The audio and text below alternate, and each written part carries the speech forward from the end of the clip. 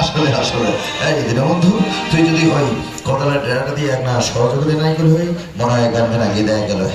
হ্যাঁ ধর ধর ধর ধর গান বাজনা করে পেট খাবার যদি বলে না কাজে তোর কাজে তোর কাজে তোর। হ্যাঁ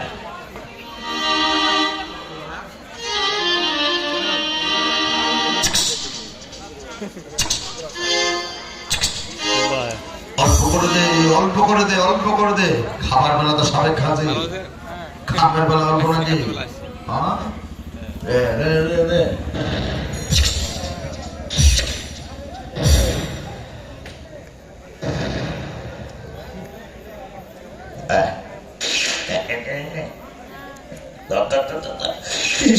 তোমাকে মাটি দে যা দূরত ফেলা দূরত ফেলা দূরত ফেলা।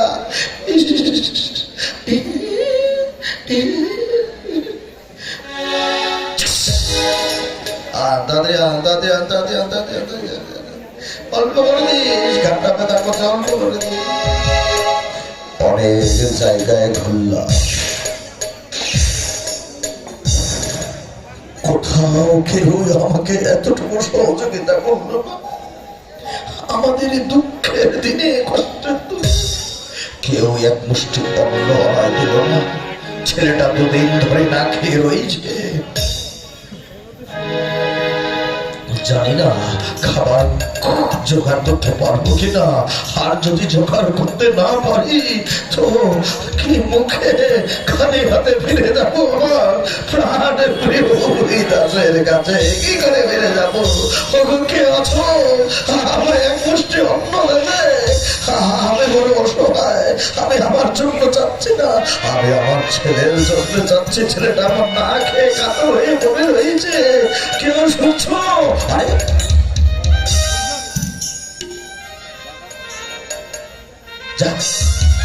দাদা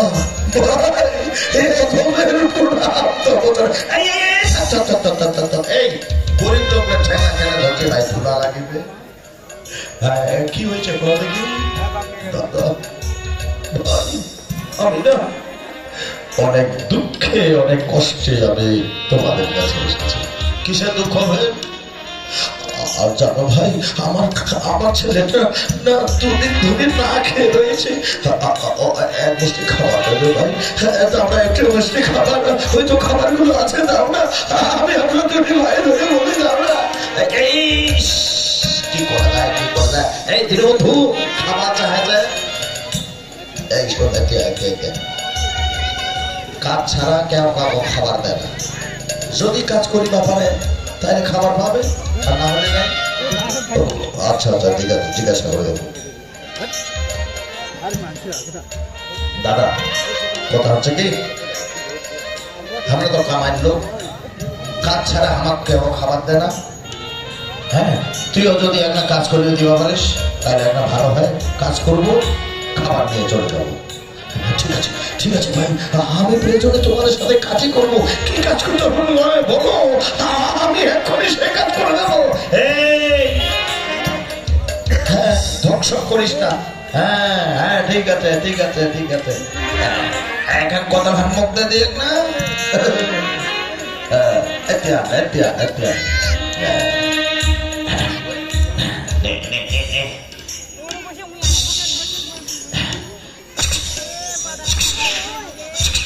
এই নতুন লোক অল্প করে দে অল্প করে দে অল্প করে দে। এই মরবে না বেশি, অল্প না অল্প নাকি? আরে নতুন লোক চাস না, অল্প করে দে। দাদা দাদা আমি অল্প করে দিয়ে দে। আচ্ছা আচ্ছা ঠিক আছে ঠিক আছে।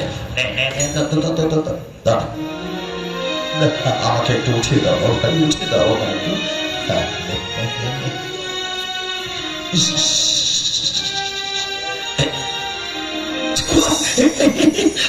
আমাকে একটু উঠিয়ে দেবে ভাই?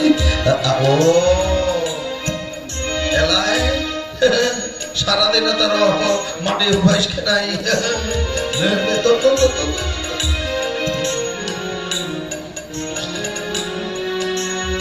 একটা দূরত ফেলা দূরত ফেলা দূরত ফেলা।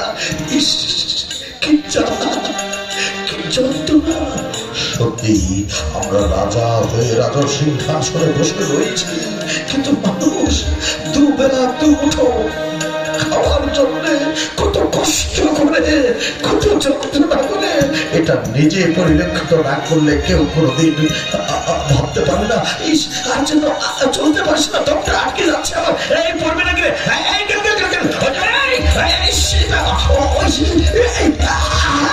এই হই আচ্ছা এই হাত থাকে ভাগি লাগে, এই ঠ্যাংলা ভাগি লাগে,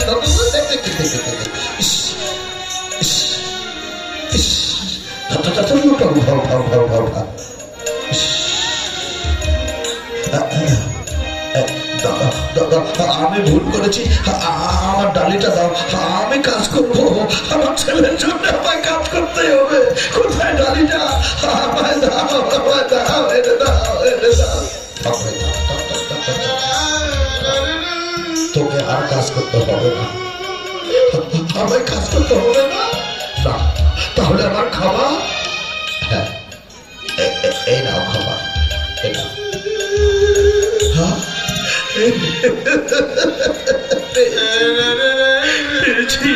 কোথায় বলে না যে মানুষ মানুষের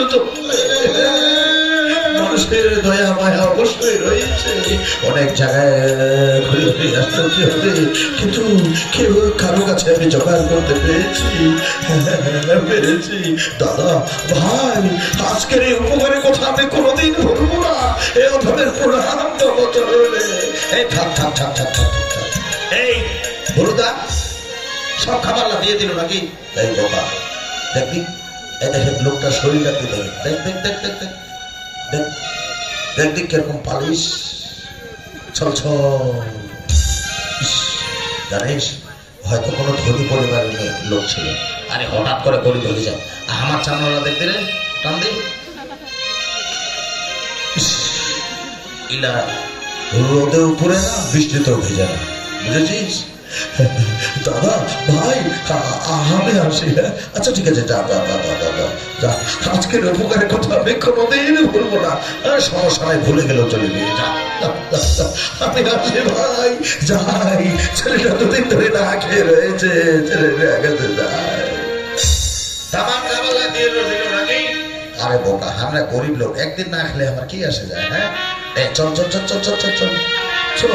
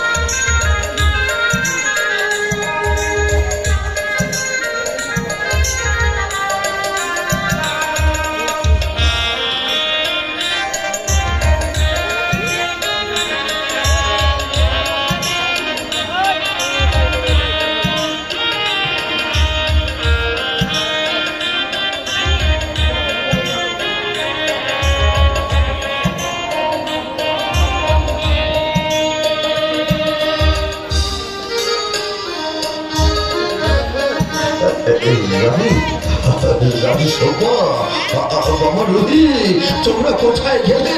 তোমাদেরকে তো আমি এখানে রেখে গিয়েছিলাম, কোথায় গেলে তোমরা? বাবা বুঝি এসেছে তাই না?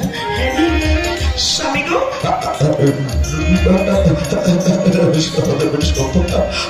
এই দেখো, এই আমি অনেক কষ্ট করে না খাবার জোগাড় করে নিয়ে এসেছি। না খাবারগুলো তুমি সুন্দর করে পরিবেশনা করো। আচ্ছা ঠিক আছে গো, না বসো, বাবা রোহিত পড়বে, বসো এখানে বস। স্বামী গো, তুমি বসো। আমি বসবো? না না, ছেলেকে আগে খাইয়ে দেওয়া। না না বসো না, আমরা দুজনেই। আমার প্রিয় পুত্রকে আগে খেয়ে দেবো, তারপরে আমরা বাঁচে থাকলে আমরা খাবো। আচ্ছা ঠিক আছে ঠিক আছে, না না না না, সুন্দর করে পরিবেশন করে পরিবেশন করে এদিকে দেখো, সুন্দর করে দুদিনের অনাহারী ছেলেকে বাবা মা খাবার তুলে দিচ্ছেন, আর অন্যদিকে একজন 7 দিনের অনাহারী ভিখারি চলে চলেছে গোবিন্দ নাম গাইতে গাইতে। কে দেবে এক মুষ্টি অন্য, তবেই সে নিজেকে মানবে সেই লক্ষ্যে। হরি কৃষ্ণ হরি কৃষ্ণ, কৃষ্ণ কৃষ্ণ হরি হরি, হরি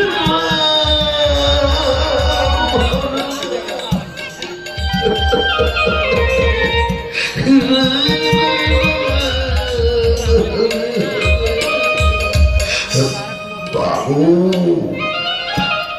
ও বাবু, কেউ রয়েছে বাবু, এক মুষ্টি অন্ন দেবে বাবু, নইলে এখনই মরবো আমি বাবু, এখনই মরবো আমি বাবু।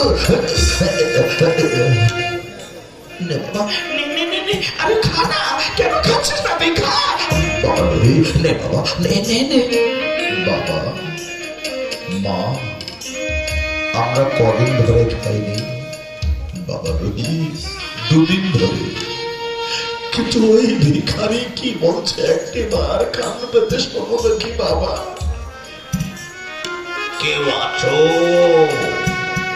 এক মুষ্টি অন্ন দেবে? আমি 7 দিন ধরে কিছু খাইনি, আমি এখনই মরবো, প্রাণ আমার যায়, কেউ আছো? দাও না এক মুষ্টি অন্ন। বাবা বাবা বাবা, দেখো মা, আমরা না খেয়ে আরো 5 দিন বেঁচে থাকবো, কিন্তু ওই ভিখারি যদি এক্ষুনি অন্ন না খায় না পায় তো এক্ষুনি মরবে।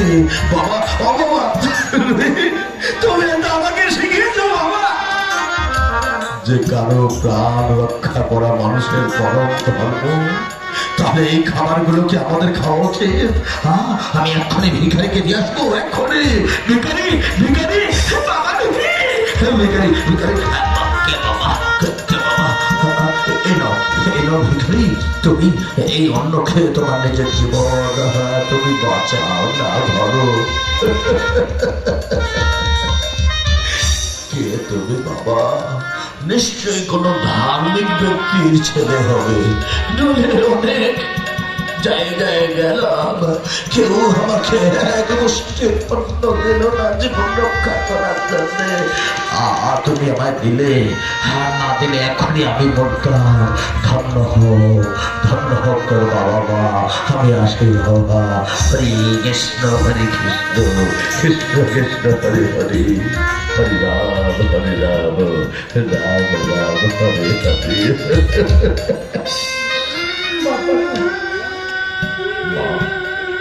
সবগুলো তুই ওই ভিখারিকে দিয়ে দিলি। মা, আমরা না খেয়ে আরো 5 দিন বাঁচবো, কিন্তু ওই ভিখারি তো এখনই মরতো। তোমরাই তো আমাকে শিখিয়ে দিলে যে মানুষের জীবন রক্ষা করা আমাদের পরম ধর্ম।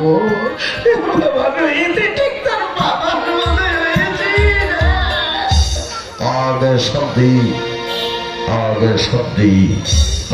শব্দী রাজা হরিশ্চন্দ্র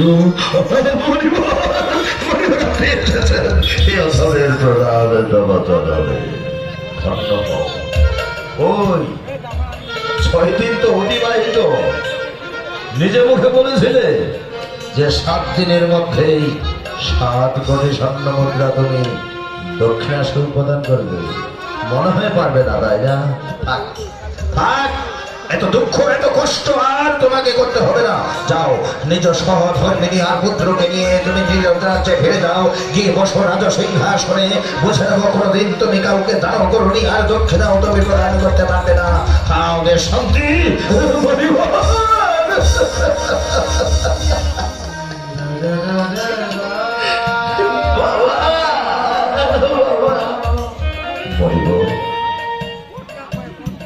6 দিন অতিবাহিত হয়েছে ঠিকই, কিন্তু এখনো গোটা দিন বাকি রয়েছে।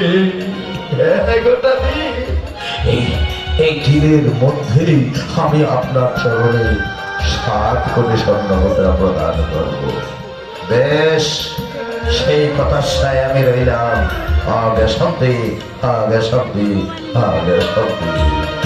স্বামী,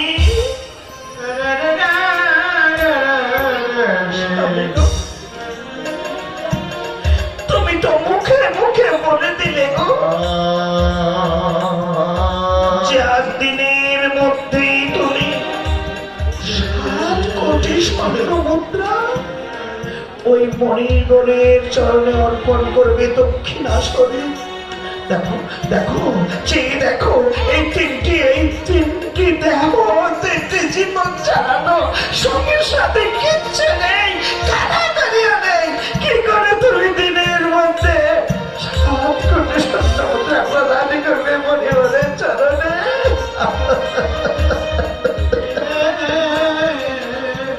কিচ্ছু জানি না, কিছু করে না এ রাজা হরিশ্চন্দ্র। কি পারে দাদা? কি পারে? শুধু একটাই পারে, যে যা চায় মুক্ত হস্তে শুধু দান করতে পারে, আর কিছু পারে না। বিক্রয় করে দাও আমায়। কি বলছো কি তুমি? দেখো না, সুখের দিনে যখন আমি ছিলাম তোমার পাশে রানী হই, তখন দুঃখের দিনে কেন থাকবো না গো? জানিস বলতে, দুঃখের সময়, কষ্টের সময় যে সহধর্মিনী তার স্বামীর পাশে থাকে, সেই তো প্রকৃত সহধর্মিনী। হ্যাঁ, তুমি আমার ধর্ম আমাকে রক্ষা করতে দাও গো। তোমার চরণ তলে আমার স্বর্গ, তোমার চরণ তলে আমার পুত্র। জীবনটা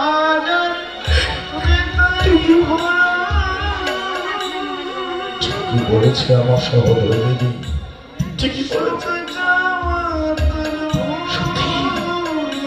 সত্যি এরকম সহধর্মিনী যদি প্রত্যেক ঘরে ঘরে থাকে তার স্বামীর সাথে, সে ঘর এমনিতেই আলোয় ভরে যাবে।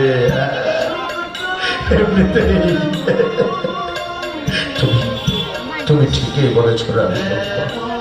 এই 3টি দেব, এই 3টি জীবন ছাড়া আমাদের তো কানা করিও নেই। সত্যি এ পথ অবলম্বন ছাড়া এই রাজা হরিশ্চন্দ্রের আর কিচ্ছু নেই। রানী সৌম্য, স্বামী গো, বারবার তুমি আরো একটা কথা আমাকে বলবে না? কোন কথা?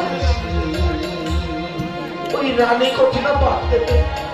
কেন কেন রানী কথা বাদ দেবো? এখন তো আমার রানী নই, আমি তো আর রানী নই যে বারবার তুমি রানী বলে আমায় সম্মান দিচ্ছ। এখন আমরা সর্বনিঃস্বহারা। কেন তুমি আমায় রানী বলছো? তুমি এখন থেকে না শুধু আমাকে সৌম্যা বলে ডাকবে। না, কখনো পারবো না, কখনো না। দেখো রানী সৌম্যা, এই রাজা হরিশ্চন্দ্র যদিও নিঃস্ব হয়ে গেছে, ধ্বংস হয়ে গেছে, কিন্তু আমার এই হৃদয়ের মাঝে সব সময় তুমি রানী হয়ে থাকবে। হ্যাঁ, রানী হয়ে থাকবে। স্বামী,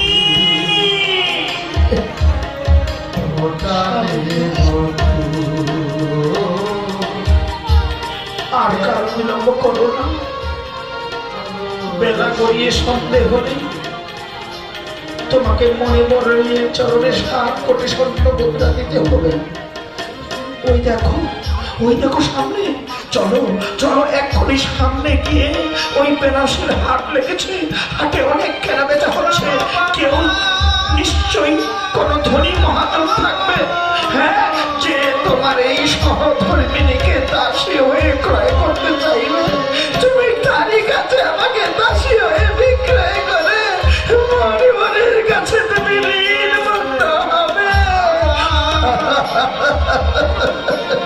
সারা জীবন ভাষা এছাড়া আমার কিচ্ছু করার নেই, কিচ্ছু করার নেই। ওঠো ওঠো গণেশ বাবা, ধরো ছেলের হাত। চলো চলো আমরা বেনাসের হাটের দিকে প্রবেশ করি। ঠিক আছে চলো চলো সেটা চলো। আসো আসো আসো আসো আসো চলো চলো।